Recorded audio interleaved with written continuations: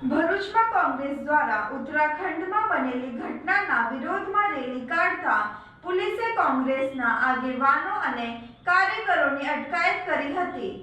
ભરૂચમાં all India કોંગ્રેસના પ્રમુખ મલ્લિકાર્જુન ખડગેની ઉત્તરાખંડમાં યોજાયેલી કોંગ્રેસની રેલીના સ્થળે કેટલાક સંગઠનો દ્વારા કરવામાં આવેલી શુદ્ધિકરણ વિધિના વિરોધમાં જિલ્લા કોંગ્રેસ દ્વારા મૌન રેલીનું આયોજન કરવામાં આવ્યું હતું। જો કે રેલી શરૂ થયા તે પહેલા જ પોલીસે કોંગ્રેસના આગેવાનો અને કાર્યકરોની અટકાયત કરતા રાજકીય ગરમાવો જોવા મળ્યો હતો। જિલ્લા કોંગ્રેસ કાર્યાલયથી ડોક્ટર બાબા સાહેબ આંબેડકરની પ્રતિમા રેલવે સ્ટેશન સુધી મૌન રેલી યોજવાની કોંગ્રેસ દ્વારા જાહેરાત કરવામાં આવી હતી।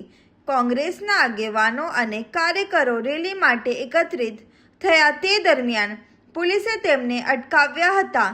આ દરમિયાન પોલીસ અને કોંગ્રેસના આગેવાનો તથા કાર્યકરો વચ્ચે ખેંચતાણના દ્રશ્યો પણ સર્જ્યા હતા। પોલીસ દ્વારા કોંગ્રેસના આગેવાનો અને કાર્યકરોની અટકાયત કરી તેમને એ ડિવિઝન પોલીસ મથકે લઈ જવામાં આવ્યા હતા।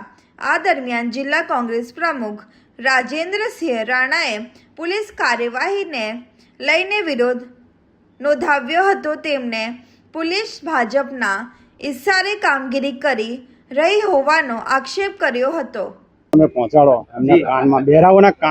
ઉત્તરાખંડમાં જે રેલી યોજાઈ હલ્દીમાં, રેલી બાદ અમુક સંગઠનો ભેગા થઈને એને ગંગાજળ છાંટવામાં આવ્યું, એને પવિત્ર કરી એવું કહે છે એ લોકો।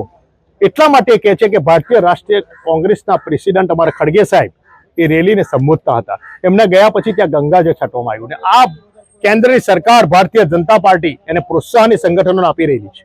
બહુ ઘૃણાસ્પદ બાબત છે।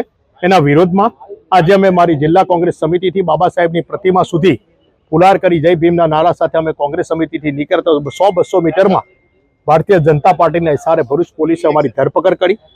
ખૂબ જ ઘૃણાસ્પદ બાબત હતી, કોઈ અડચણરૂપ નહોતું ટ્રાફિકને કે કોઈને, છતાં પણ પરમિશનના એક બહાનું કાઢીને અમારી ધરપકડ કરવામાં આવી। અમે પોલીસ સ્ટેશન લાવવામાં આવેલા છે।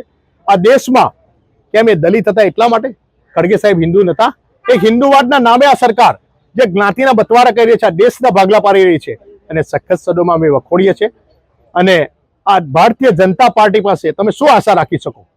જે રામ ભગવાનના પણ ચંડા ચોરો છે, એમની પાસે આ દેશમાં કોઈ આશા રાખી શકાય એવી પરિસ્થિતિ નથી।